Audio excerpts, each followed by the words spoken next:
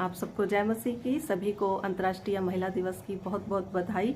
आइए हम इस बात को भी जानें कि हम इस दिन को क्यों मनाते हैं। हम सब जानते हैं कि रशिया में जो था क्रांति हुई, रेवोल्यूशन हुआ, और उस क्रांति में जो है महिलाओं ने, लेडीज़ ने बढ़ चढ़कर जो है भाग लिया।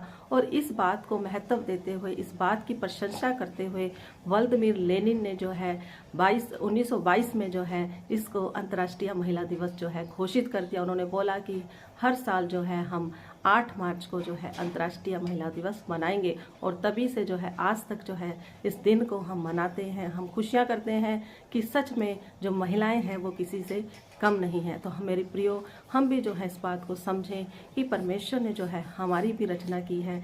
वचन में अगर हम पढ़ते हैं तो लिखा है कि वो नर में से निकली है, वो नारी है। और अगर हम महिला के स्वरूप को देखते हैं, महिला के स्वभाव को देखते हैं, तो उसके जीवन में हमें एक प्रेम दिखता है, एक शांति दिखती है, एक आनंद दिखता है। और अगर हम अपने परिवार की पहली अध्यापिका या अध्यापक बोलें तो वो हमारी माँ होती है, जो हमें सिखाती है कि हमें कैसे चलना है, हमें कैसे जो है अपने जीवन में हमें आगे बढ़ना है। प्रथम शिक्षिका जो है माँ को ही बोला गया है। महिला जो है एक माँ है। महिला जो है वो एक आपकी बहन है, जो आपके जीवन में जो है आपको सहयोग करती है। जब आप रोते हैं तो वो आपके साथ रोती है, वो आपको प्रोत्साहित करती है कि आप जो है आगे बढ़ें। और वो महिला जो है आगे चलकर, अगर हम देखें, परमेश्वर जब आपका जीवन बढ़ाता है तो एक महिला आपके साथ जोड़ देता है, वो आपकी पत्नी होती है, जो आपके जीवन में आपके हर समय जो है साथ चलती है, अंतिम समय तक आपका सहयोग करती है, आपको प्रोत्साहित करती है, और हर प्रकार से जो है वो एक परिवार बनाने में आपकी मदद करती है। सच में महिला जो है उसके अनेक जो है रूप है। वो माँ है, वो बहन है, वो जो है पत्नी है, और अगर बोलें एक अच्छी दोस्त भी है, और बच्चों के लिए एक प्रथम शिक्षिका है। तो आइए हम वचन से भी देख लेते हैं वचन हमें क्या सिखाता है। नीति वचन उसके 31 अध्याय, और अगर हम 25 वचन से पढ़ें, वहाँ पर लिखा है, वो बल और प्रताप का पहरावा पहने रहती है और आने वाले काल पर हंसती है। वह बुद्धि की बातें बोलती है और उसके वचन कृपा और सच्चाई के अनुसार होते हैं। वह अपने घराने के चाल चलन को ध्यान से देखती है और अपनी रोटी बिना परिश्रम से नहीं खाती। और उसके पुत्र उठकर उसको धन्य कहते हैं, उसका पति भी उठकर उसकी प्रशंसा करता है। और वह बहुत सी स्त्रियों ने अच्छे काम तो किए, परंतु तू उन सब में श्रेष्ठ है। सच में यहाँ पर जो है बताया गया है कि एक अच्छी महिला, एक अच्छी माँ, एक अच्छे परिवार को नेतृत्व करने वाली जो है पत्नी, वो कौन होती है। यहाँ पर लिखा, वो आने वाले काल पर हंसती है, आने वाली विपत्ति पर हंसती है। या बोलूँ मेरे प्रियो, वो ऐसे शुरू से अपने परिवार को जो है नियंत्रित कर लेती है, उन्हें ट्रेनिंग दे देती है कि हमें जो है काम करना है, हमें जो है फ्यूचर के लिए, आने वाले भविष्य के लिए हमें कुछ संजोरना है। वो अपने बच्चों को मेहनत करना सिखाती है। और यहाँ पर लिखा कि वो खुद भी बिना परिश्रम किए हुए नहीं खाती। हम खुद देख सकते हैं अपने परिवारों में कि आप जो है अपनी माँ को, बहन को, अपनी पत्नी को देखेंगे किस प्रकार जो है सारा दिन वो घर के कार्यों में भी लगती हैं, बाहर के कार्यों को भी देखती हैं, बच्चों को भी देखती हैं, और किस प्रकार एक परिवार को जो है वो बनाए जो है रखती हैं। तो हम इस बात को, इस महत्व को समझें, और आइए हम जो है प्रार्थना करें। और मैं आप लोगों को भी प्रोत्साहित करूंगी, अपने परिवार में भी इस दिन को जो है मनाएं, अपनी पत्नी को जो है विश करें, उन्हें जो है उनके लिए प्रभु का धन्यवाद करें कि परमेश्वर ने जो है आपको एक अच्छी पत्नी दी है, एक माँ दी है, एक बहन दी है। आइए समय जो है हम प्रार्थना करें।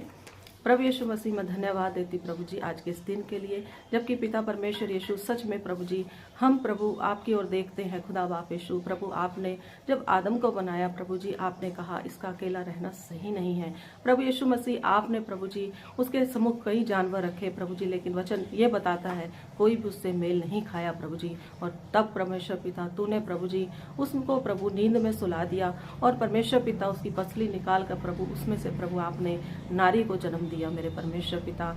और वचन में लिखा कि वो नर में से निकली, इसलिए नारी कहलाई। पिता हम धन्यवाद देते प्रभु यीशु मसीह आपके वचनों के लिए प्रभु जी, धन्यवाद देते प्रभु जी आपकी इस अद्भुत सृष्टि के लिए प्रभु जी।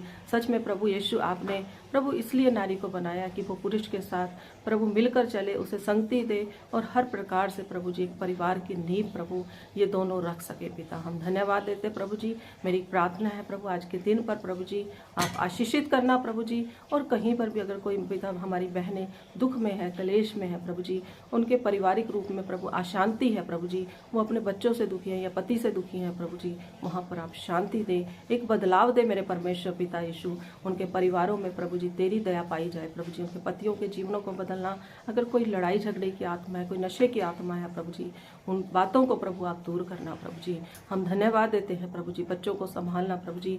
और मैं खास प्रार्थना करती जिन बच्चों के एग्जाम चल रहे हैं प्रभु जी, उनको आप बुद्धि दे, ज्ञान दे और सब प्रभु आपके अनुग्रह में बढ़ते चले जाए प्रभु। मैं प्रार्थना करती प्रभु जी, अगर कोई बीमार है प्रभु जी, बीमारी के बिस्तर पर पड़ा प्रभु जी, हे पिता यीशु, उसके जीवन में कोई आशा ना है प्रभु जी, आप अनुग्रह करें प्रभु जी। आप आशा के दाता हैं, आप आशा देते हैं मेरे प्रभु जी। इस समय प्रभु उस भाई को, बहन को, उस बुजुर्ग को प्रभु जी उस बीमारी के बिस्तर से खड़ा करके अपनी चंगाई दीजिए मेरे परमेश्वर पिता।